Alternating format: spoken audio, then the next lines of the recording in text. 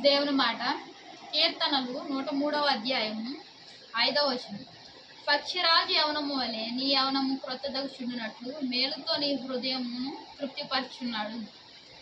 పక్షిరాజు యవనము. పక్షిరాజు అంటే ఎవరది? పక్షిరాజు అంటే గ్రద్ద పేరు పక్షిరాజు. దాని యవనము ఎప్పుడు క్రొత్తగా ఉంటుంది. దేవుని మాట వింటూ ఆయన పాద ఎదుటి సాగిలపడిన ప్రతి ఒక్కరితో దేవుడు ఏమని మాట్లాడుతున్నాడంటే, పక్షిరాజు యవనము వలె నీ యవనము క్రొత్తదవుతుందంట. మేలుతో నీ హృదయము తృప్తిపరుచున్నాడు. ఇప్పటి వరకు మీకు నీ యొక్క అనారోగ్య సమస్యలు, నీ యొక్క బాధలు, సమస్యలు, కష్టాలు, కన్నీరు, ప్రతి ఒక్క సమస్య నుంచి నీ జీవితం నుంచి తొలగిపోలాగిన దేవుడు కార్యం చేస్తున్నాడు. పక్షిరాజు యవనము, దాని యవనము ఎప్పుడూ యవనంగానే ఉంటుంది. దాని వృద్ధాప్యపు ఛాయలు ఎక్కడ కనపడవు.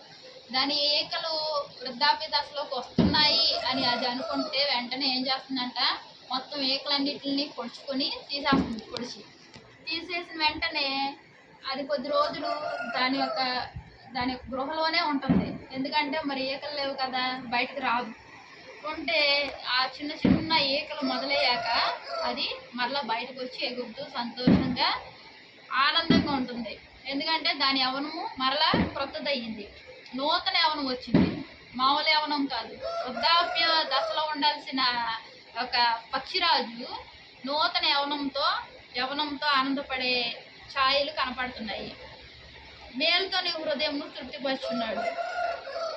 ఎప్పుడైతే యవనం వచ్చిందో తన హృదయము మేలుతో నిండి చాలా సంతోషంగా ఉంటుందన్నమాట పక్షిరాజుకి.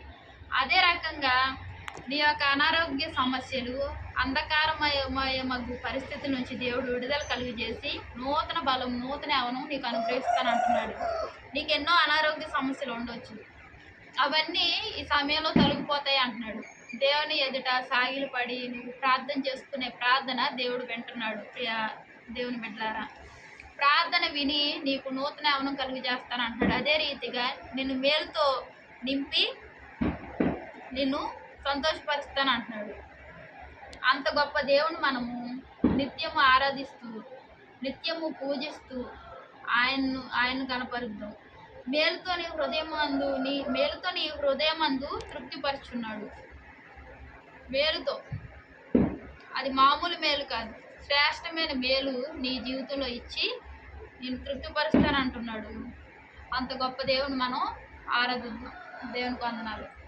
మహాప్రేమ గల తండ్రి, కృపగల నాయన, పక్షిరాజు యవనం వల్లే మా యవనము ప్రభా నాయన నూతన పరుస్తానంటున్నావు అయ్యా. మేలుతో హృదయం తృప్తిపరుస్తానంటున్నావు ప్రభా నాయన. నువ్వు ఇచ్చిన మేలును బట్టి వందనాలు చెల్లించుకున్నావు. నువ్వు చేయబోయే కార్యాలను బట్టి వందనాలు చెల్లించుకున్నావు ప్రభా. దేవుని మాట వింటున్న ప్రతి ఒక్కరిని మేలుతో నింపి ప్రభా వారి హృదయాలను తృప్తిపరుస్తున్న దేవుడుగా ఉన్నందుకు వందనాలు చెల్లించుకుంటూ నా ప్రభుని ప్రియ రక్షకుడు అనే యేసుక్రీస్తు వారి నామంలో అధీనంగా బ్రతులను వేడుకుంటున్నాను తండ్రి. ఆమేన్. Praise lord.